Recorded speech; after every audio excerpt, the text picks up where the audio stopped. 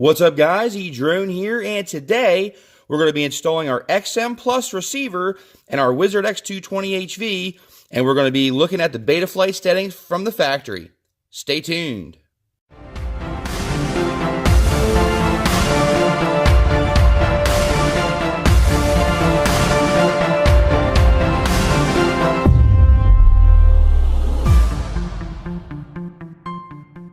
Decided to go with the FrSky XM Plus receiver for the Wizard X220 just because of its small size and the fact that we'll be able to just plug this in with the servo cable here. So in order to get this all set up, we're going to need to solder on our 3-pin connector to our receiver. And then what we're going to do is we're going to go ahead and update the firmware, flash the firmware on this particular receiver. I'll show you how to do that. It's really quite simple. Then we're going to install this in the Wizard and get it plugged in, and then we're going to go ahead and plug this quadcopter into Betaflight and take a look at the stock settings. So the XM Plus comes with the receiver itself, comes with 2 of these little pins. Some of them are straight, some of them are bent, which I'm going to be using the bend ones. It comes with a piece of heat shrink and the instruction manual. We're going to go ahead and put our little 3-pin connector through the holes of the receiver, and then we're going to add just a little blob of solder underneath to secure the pins. And I like using the 3-pin connector over just straight up soldering because if you need to flash the firmware or pull the receiver out, it's really quite simple when you have this 3-pin connector in place.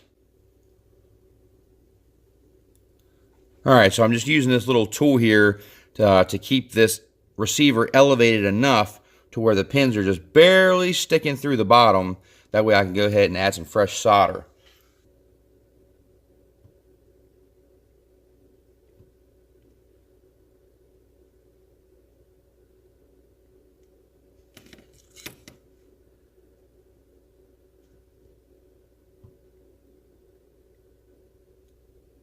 Just a couple little dollops of solder is all you need. Okay, we went ahead and installed our heat shrink on our XM Plus. You see it's covering up the 3-pin connector on the top and the bottom, so they're not touching any exposed. And it's also covering our connections for our little antennas. And then right there you'll see that's the bind button. You go ahead and use your acetylene torch or whatever you're using to heat up the heat shrink. You don't need a lot of heat. Now you can see we got it, the heat shrink is nice and shrunk up. It's covering our connections here. So that's nice on the bottom as well. And it actually is covering the connection for the antennas. And now this receiver is ready to be flashed with the newest firmware. If you have a newer Taranis QX7, you're in luck. This video is definitely going to be for you. The easiest way to flash the firmware to your receiver is to actually install the firmware to your Taranis through the computer. And I'm going to link you to a video to show you how to actually put the firmware from the computer onto your Taranis QX7. Once you have the firmware, then you're going to go ahead and come back to this video, and I'm going to show you how to actually flash your receiver. So on the back of my Taranis, I have a little cable here, a little servo cable, and I keep it tucked in here in the back. Now this is just a regular servo cable, and what I've done is soldered one end together to this servo cable, and they're both soldered straight up, so black, red, and white. Now if you look underneath the Taranis QX7, you have this little flap, and this is what the beauty of this transmitter is. Right here on the left hand side, there's your 3 pins. So you plug in your one end, which can only go in one way. Go ahead and plug that in. You're going to plug your other end into your receiver. Now you want to make sure that you've got the wires correct with your ground and your power wire. Normally the power wire is always in the middle. That way you can't reverse ground and power. Go ahead and look at your instructions. Facing this way, we have the first one as S-bus, 5 volt, and then our ground. So we're going to plug this in exactly like that. S-bus will be the white wire, 5 volt will be your red wire, your middle wire, and then ground will be on the bottom. Plug it in just like that. Turn on your taranis. Hi Eric, welcome back. And push and hold on the menu button. You're going to page over once, and you see we're on the SD card now. So you're going to go over here to firmware, and you can see right down here we have the XM Plus FCC RSSI on channel 16 firmware. So once you have the correct firmware, you're going to push in on the button and hold it. And you're going to do flash external device.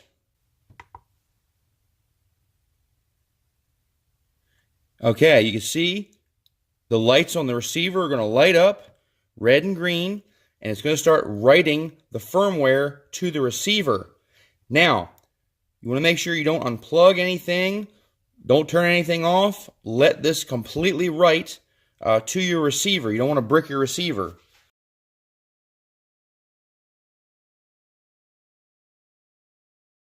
And once you're done, It'll go back to the screen where the firmware is.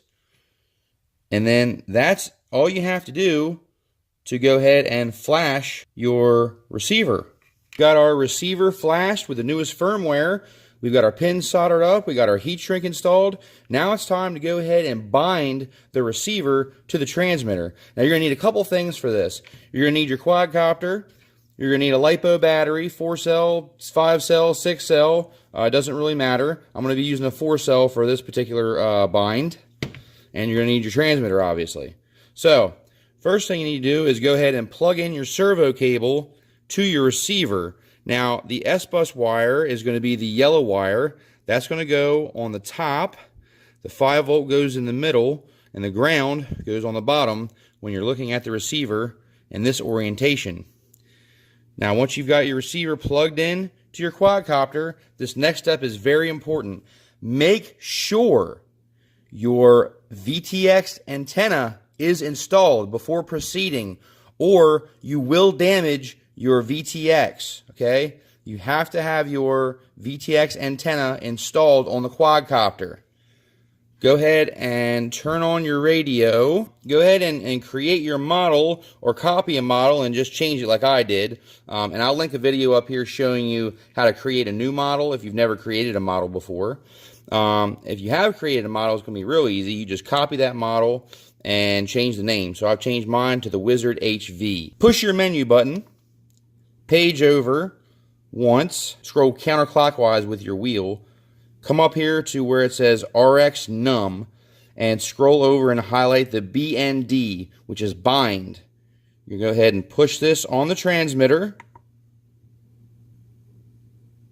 It's going to start chirping. Now, while your transmitter's chirping, you're going to need to push down and hold on the bind button at the same time you plug in your power. This can be a little bit tricky. It's nice to have a extra set of hands if you do. For me, I actually don't, so I'm going to have to try to do this the old-fashioned way and get the XT60 lined up. So I'm going to push down and hold on the bind button.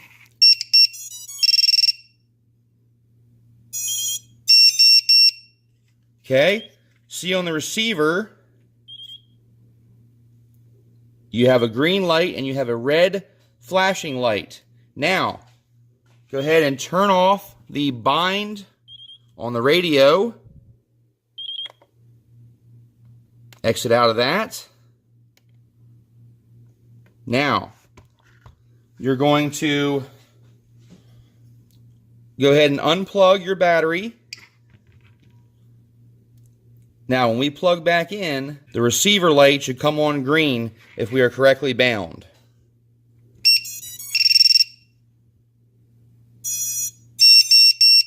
And there you have it.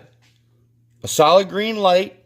You may be seeing a LED flashing at the back of your Wizard.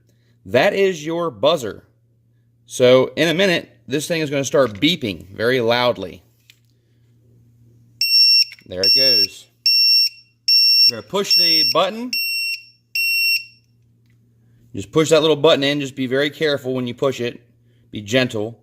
Push that button in, and that's going to shut off the lost model alarm ejected battery buzzer. Now, to make installing the receiver a lot less of a headache, you're probably going to want to go ahead and pull up your VTX very carefully. Just remove the 4 nuts on the top and just kind of pull this up, and just be careful of the connection here in the back where the pigtail connects. And I think what I'm going to do is I'm going to reroute this power wire out the side and secure it, because I really do not like the fact that this power wire goes right up against the VTX wire coming out of the back. So you definitely want to think about that when you're taking this VTX back off. So we're just going to move this out of our way like so, and then we can go ahead and install the receiver right here in the back, and then we'll go ahead and feed these 2 wires through these back little 3D printed antenna straw holders, and I went ahead and picked up some antenna straws. We'll go ahead and install those. Check out racedayquads.com for all your accessory needs. We went ahead and got our antenna tubes installed. Do yourself a favor. Take you a drill bit and just kind of run through this 3D print, because the tolerances are so tight that you cannot get the antenna straws through the way it is from the factory. Got the antennas threaded through, and it's just enough room to get this receiver in here with this servo connector. There's really not a lot of extra room on this particular setup. So just keep that in mind if you want to direct solder. It would probably give you a little bit more space, because the servo cable does take up quite a bit of room. However, I like having the servo cable just so I can unplug the receiver and flash firmware easier, stuff like that. But just keep that in mind. So now we're going to go ahead and install our double-sided sticky tape underneath of the receiver. All you need is just a thin piece of this little double-sided sticky foam tape.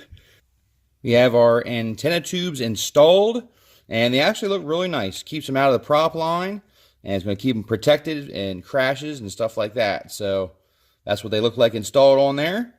And also, a good thing about moving this power wire from the back, it frees up your VTX cable, so it's not quite as jammed in there like it was from the factory. So that's really the only thing that we're going to change on this, is just rerouting the XT60 location of the wire there. We have the receiver installed on the double-sided sticky tape back here, and we have our VTX placed back on top. Tell me why they have installed a gyro, the STM32 F405 gyro, which is highly susceptible to vibrations and noise, and they have not soft mounted the stack in any way. This really leads me to be confused quite a bit, because the STM32 gyro is the gyro that is supposed to be soft mounted to absorb vibrations, because the vibrations tend to interfere with this particular gyro. Now, the MPU 6000 gyro is very less susceptible to noise, and that particular gyro is designed to be hard mounted. The only thing I can think of as to why they have not soft mounted is interference with this pin connector. I think that they were probably worried if they soft mounted the flight controller, that because this would be rubber, it would cause the connections here to kind of move about. Even with the prop on and the battery installed, there's still plenty of clearance from the XT60 power wire and the prop. So by relocating this power wire, you'll be just fine. You won't have to worry about this getting hung up in the prop. You just want to make sure when you plug this in that you have it like underneath your battery strap to where it's like holding it down into place, and you'll be fine. You won't have to worry about this striking the wire here. You can even run a zip tie if you wanted to through the strap to kind of secure the wire right here, and that would be a way better mounting solution for you. Okay, we got our receiver installed, we got our antennas all mounted up, we got the top plate back on, all the screws tightened down, and you can see the receiver right back there in the back. Not a lot of room, but we made it work. And I rerouted the XT60 to come out. You can see even with the prop on and the battery installed, there's still plenty of clearance from the XT60 power wire and the prop. So by relocating this power wire, you'll be just fine. You won't have to worry about this getting hung up in the prop. You just want to make sure when you plug this in that you have it like underneath your battery strap to where it's like holding it down into place, and you'll be fine. You won't have to worry about this striking the wire here. You can even run a zip tie if you wanted to through the strap to kind of secure the wire right here, and that would be a way better mounting solution for you. Okay, we got our receiver installed, we got our antennas all mounted up, we got the top plate back on, all the screws tightened down, and you can see the receiver right back there in the back. Not a lot of room, but we made it work. And I rerouted the XT60 to come out the side here between this standoff, and I'm probably going to end up putting a zip tie or something to kind of secure that down. So let's go ahead and download the SpeedyBee Bluetooth app on my Android device, and we'll go ahead and power this quad up and see if we can get into the Betaflight settings through the app and see what we got. Okay, first thing you're going to do is go to your Google Play Store, and we're going to type in SpeedyBee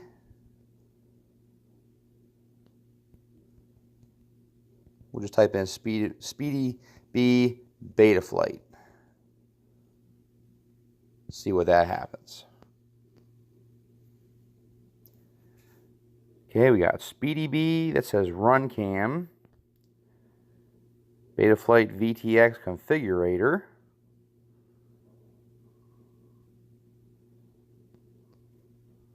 See what this is. There we go. So RunCam, actually, company is the one to develop the SpeedyBee app here. So SpeedyBee is an application for flight controller parameter settings. So we can take a look at this. And we're going to go ahead and push install.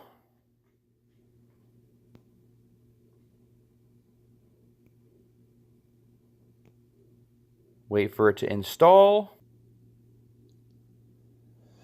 Okay, is installing. All right, we're in the app now.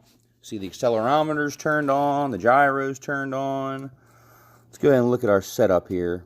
No valid receiver signal is detected. Huh.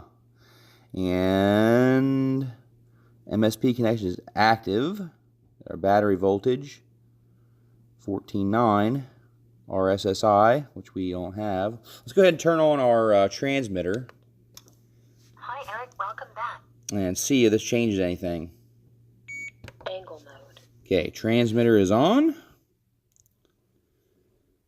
See if anything changes. Doesn't look like it. So, oh, there it goes. Just connected. Okay, so you can see the transmitter connected to the receiver, so that one warning went away. Okay, so let's go into the ports tab.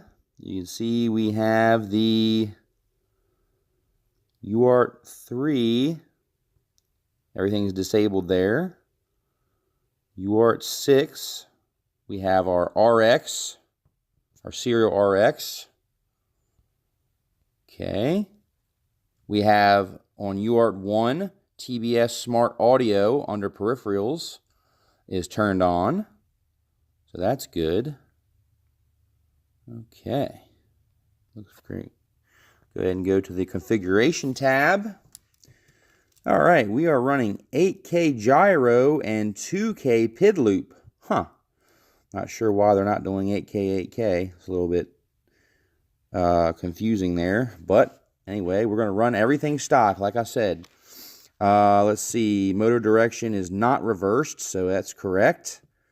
The accelerometer is turned on. The barometer is turned on. The magnetometer is turned on.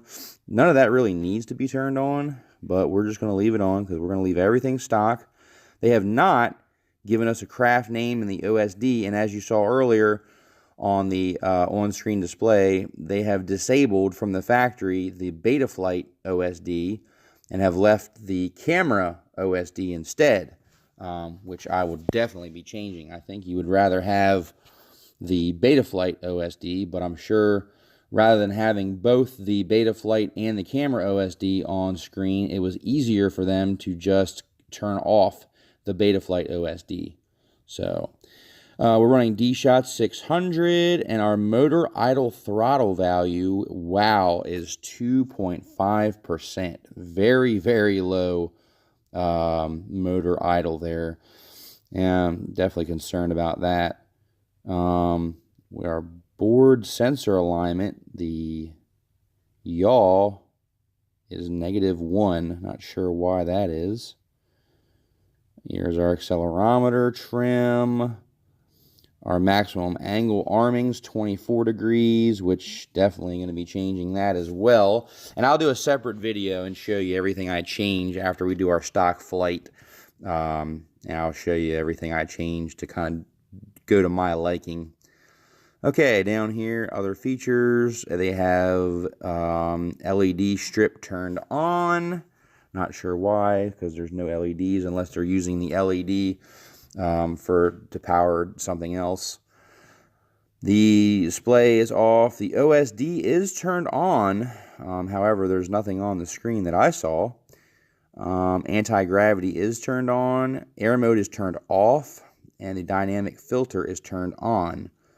All the D-Shot beepers are turned off. The beeper, everything is turned on with the beeper. Okay, let's take a look at the power and battery tab. We have our minimum cell voltage, our maximum cell voltage, and warning cell voltage here. We have our voltage meter, amperage meter, all that set up. Go to the fail-safe tab. Okay, we have it set to pulse settings. Everything's set to hold.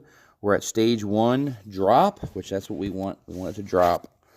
Let's go ahead and look at the PID tuning tab. PID tuning tab, you can see, oh, well, it doesn't look too bad. 667 degrees, so that's not super aggressive.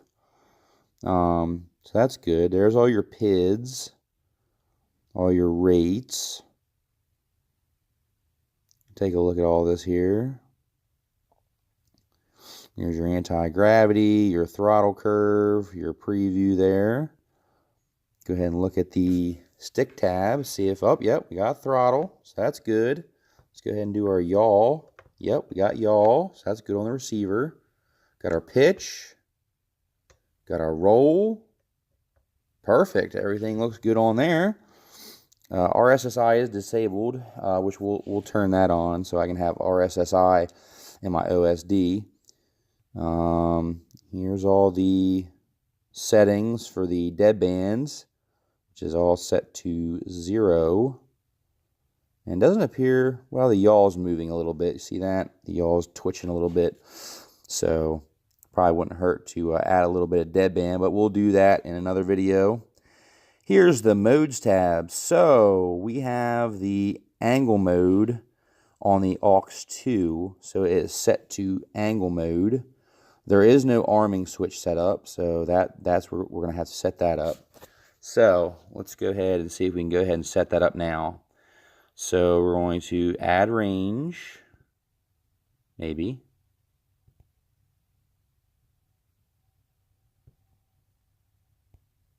It's not letting me. Okay. So yeah, the only thing that's set up right now is angle mode. Nothing else has been set up. So, oh, there we go. Just went pushing it right. let's go ahead and set this. The touchscreen is a little finicky. I'm trying to touch it and it's not really responsive to my finger. Okay, auto. I don't know why it keeps going to aux 12. Auto. 0 volts. I don't know why it keeps going to auto. 0 volts. Let's try aux 1. Okay. Aux 1 is fine, so we're going to slide this bar over. Maybe. Okay, there we go. So 0 volts. okay. So we have the motor arming set up there. So we have to have that in order to arm the quadcopter to fly it. So that's something you'll have to set up once you get your receiver set up. So now I'm flipping the switch. The arm is engaging, so that is correct. Now we want to go ahead and set our angle mode. So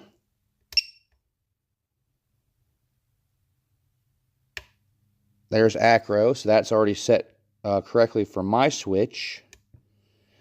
That would be horizon, so what I need to do is slide this bar over a little bit, if I can.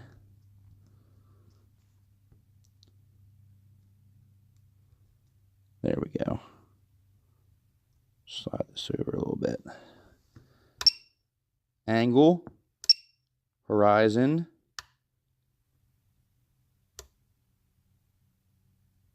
So what we need to do now is turn on our horizon.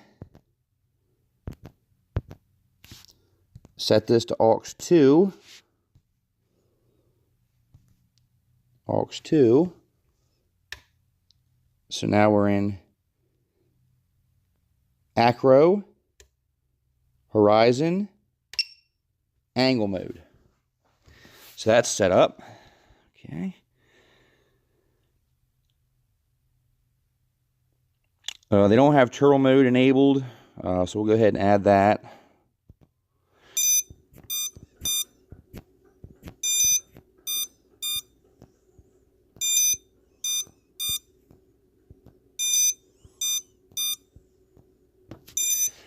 Yeah, the app is a good tool, but it's a little finicky. Go ahead and save this. Okay, we got that saved. Gonna try to arm. 0 volts. Okay, well, went ahead and gave us the error code. So let's go ahead and finish looking at this real quick. There's our motors. Understand the risk. 0 volts. 0 volts. See what it says. 0 volts. I couldn't read it. It went away so fast. Something about to avoid interference. Their OSD. Let's look at that real quick. As you can see, everything's turned on except for everything's turned off except for the warnings.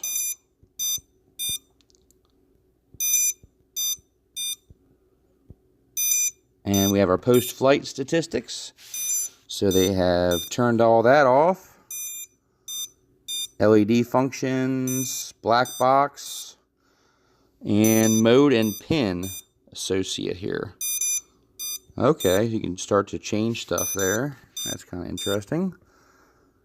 We have our VTX, R1, CLI tab, and we are exiting. Go ahead and disconnect. All right. SpeedyBee Bluetooth app is pretty impressive. Definitely a convenient way to change some of the settings on your quadcopter. That's going to go ahead and do it for this video, guys. We got our receiver installed. We've got our arming switch set up, and our modes for angle, horizon, and acro all set up. And we've taken a look at the SpeedyBee Betaflight Bluetooth app and checked all the settings. And what we're going to do is we're going to go ahead and fly this guy right out of the box with the stock settings on 6S and on 4S. And we're going to see how this thing handles, how does it hover. We're going to do line of sight. We're going to do FPV. And you're going to get a out-of-the-box experience. Like I said, the only thing I have changed, I've just rerouted this XT60 out the side versus out the back. That's literally the only thing that I have changed. Everything else is stock. We've added the XM Plus receiver, and we've turned on turtle mode, and we have turned on the angle, horizon, acro, and we set up the arm switch. Other than that, everything is stock. So thank you so much for watching. Please like, share, and subscribe. More Wizard X220HV videos to come on the channel. Till next time, guys, edrone out.